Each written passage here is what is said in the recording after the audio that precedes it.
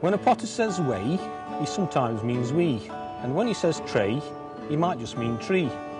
He sometimes says cream, but really means cream, and also says tame when he really means team. He often says weight when he really means wheat, and sometimes says fate, but really means feet. And if he says sneeze, he'll normally mean sneeze, and if he says cheese, you can bet he means cheese.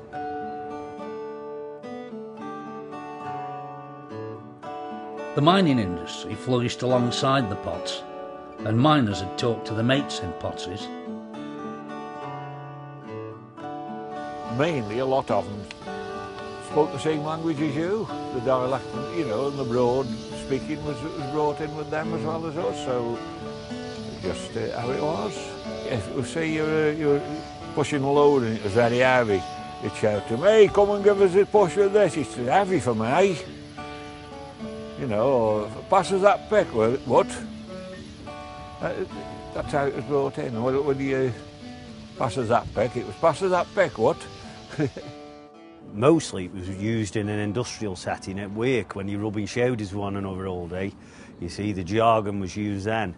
Noisy atmospheres, places that were bustling, that's where it come from. You know, it was a very subtle introduction from a language all of its own, because it was so heavily industrialised. Stoke-on-Trent was.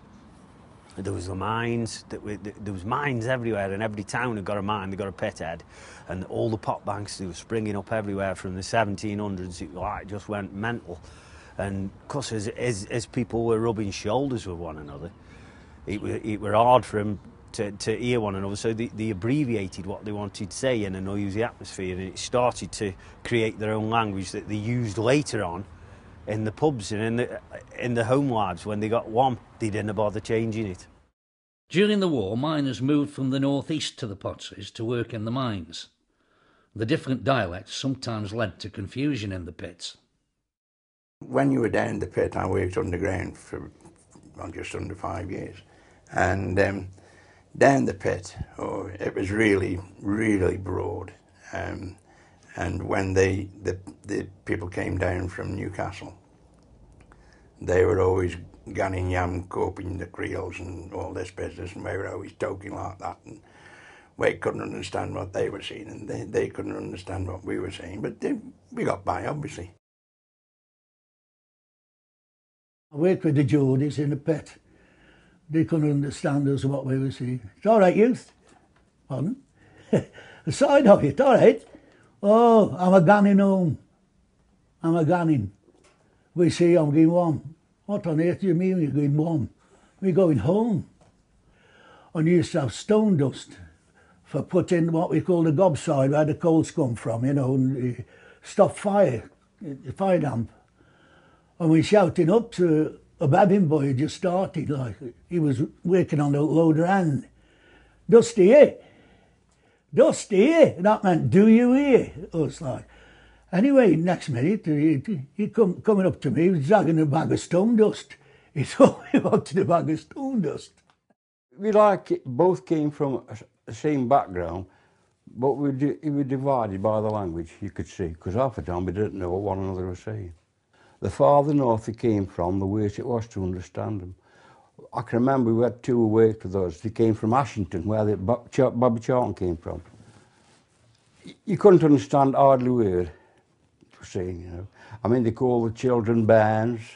Henny was a friend. And of course, we used to upset them and seen Dusty here.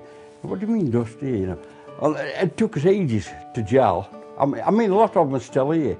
They didn't go back up north.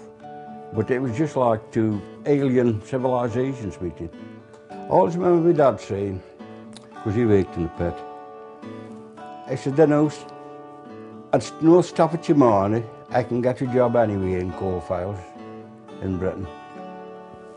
So they go anywhere, he said, "Which they come from?" "North Staffordshire, Stoke Potteries." "Right, you get a job." And he was proud of that, you know what? I said, "Well, they tell him he comes from North Staffordshire, get a bloody job." "All right, lad." Meeting a mate. I tell you what, the hours at work are a damn sight more than school. And teachers compared to my new boss did not see me as cruel.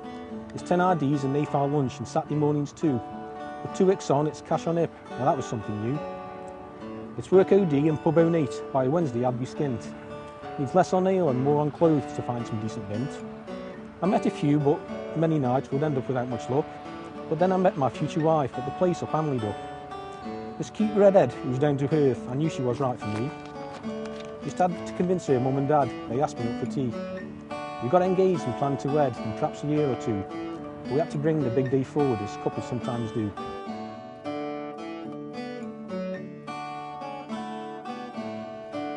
So that's how the dialect started, and that's how it grew. But why do we use a dialect? And what does the Potteries dialect mean to us potters? If they've got an affection for the area, it's a badge that you go around wearing. And it's the badge, really, because the one way that human beings communicate with one another, most human beings anyway, is by speech. And as soon as you open your mouth, and if you're giving a signal that you're from a particular place, people know who you are, where you're from, and you can't escape it. It's a mixture of catchphrases and fun. And it's a matter of handing down bits and pieces of information in a particular way that is in a sense, is coded. Even in modern times, you hear affectionate terms like marry. You know, guys calling each other, you know, marry. You're right, marry. And not all people would know that. It's the closest I could get to Anglo-Saxon. It's beautiful, and it's been proved by these colleges. It's heritage. Like, just go anywhere in the world. I've been all over Europe in the army, and as soon as they used to potty bloke talking in naffy or in pub, hey, potties. When I was a kid, it was a whole generation of young uns that were using the dialect. I mean, I do remember that my older sister, she wasn't allowed to use it. My old man used to make her talk proper, say, because he used to think that she'll get a better job when she leaves school a bit later. But my youngest sister, here was her right here, could say Worcester, Dustner, Costner, Astner, same as me. But it's funny how our folk change over the years. I mean, you can't imagine the likes of the Caldwell industry having a meeting and everybody talking the old jargon. Potteries dialect is totally unique. Like you talk about Liverpool, which they talk down the north like that, you're right there, kid, and all that. You know what they're talking about. The Geordie, you can tell a Geordie by how he talks, but you can certainly know what he's talking about invariably. And Brummie, you get the rummy with the... We got the money, got the chips, but you know what they're saying.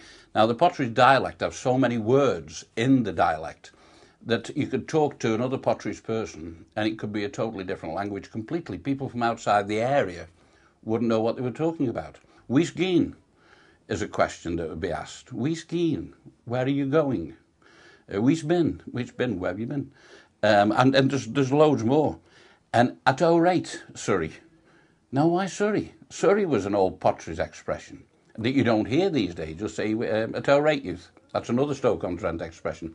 Youth still carries on today, which you won't find in any other part of the country, I've no doubt, as a term of endearment, like duck. For a term of endearment, often people just use the word duck, maybe in a shop or even to a stranger, and they'll say the word duck. And if you don't understand the context of the word, it sounds really strange. It comes from an old Saxon word, ducas, which was a term of respect. The word duke comes from that word as well. And eventually it just became a word that meant sir, and then you would greet somebody saying, hello, sir, and then eventually it just came to be a term of endearment. The expression duck, it's a term of endearment, a term of affection, but it can be meant aggressively, such as, I'm sure I gave you £5 there, duck. So that there's a sort of stamping you down aspect of that.